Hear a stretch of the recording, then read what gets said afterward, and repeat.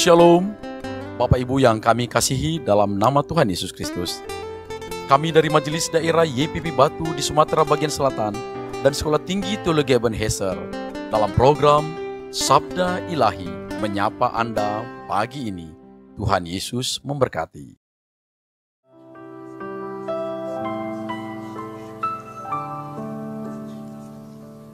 Ku datang Tuhan dalam hadirat-Mu,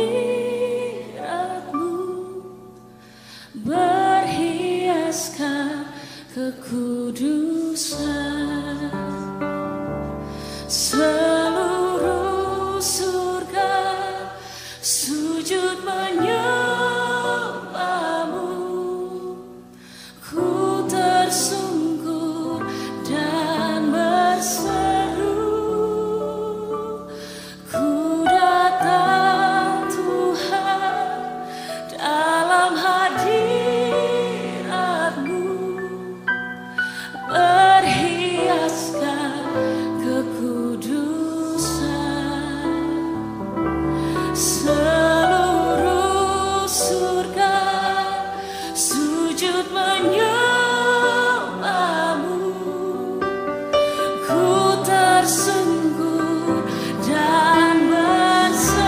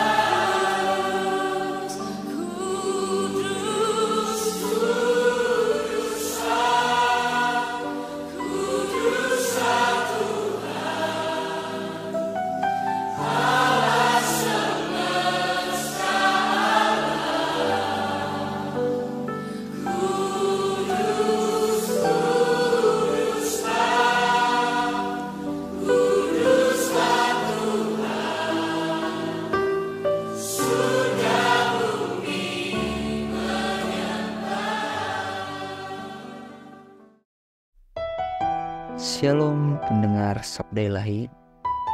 Puji nama Tuhan jika kita boleh kembali merasakan kasih anugerah Tuhan yang selalu baru di setiap pagi. Pada pagi hari ini kita akan kembali disambut dengan firman Tuhan yang akan menjadi penuntun bagi kehidupan kita sepanjang satu hari ini. Firman Tuhan yang akan kita renungkan terambil dari 1 Petrus pasal yang pertama, ayat yang ke-13 sampai ayat yang ke-25, dengan tema bahagia dalam kekudusan hidup. Berbicara tentang kekudusan hidup, banyak orang-orang tertentu yang hidup kudus demi mengejar keselamatan. Arti keselamatan bagi mereka adalah kelepasan dari belenggu kedagingan. Itulah sebabnya ia berupaya menahan diri dari berbagai hawa nafsu kedagingan. Misalnya, seks bebas, kerakusan, dan lain-lain. Bahkan biasanya secara ekstrim mengekang dirinya dari hal-hal yang wajar. Misalnya, pernikahan, perkumpulan, makanan yang sehat, dan lain-lain. Tujuan ia melakukan tindakan pengekangan diri itu adalah untuk mendapatkan kelepasan dari belenggu kedagingan, sehingga ia memperoleh keselamatan. Bagaimana dengan kita? Apakah tujuan orang percaya hidup kudus? Apakah untuk mengejar hal yang sama? Orang percaya hidup kudus bukan untuk mendapatkan keselamatan, karena keselamatan adalah anugerah yang Tuhan berikan, di mana Tuhan memberikan keselamatan kepada setiap orang yang percaya kepadanya.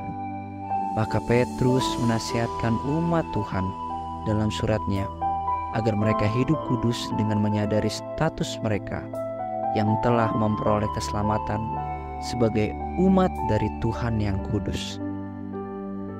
Umat Tuhan hidup kudus karena mereka telah ditebus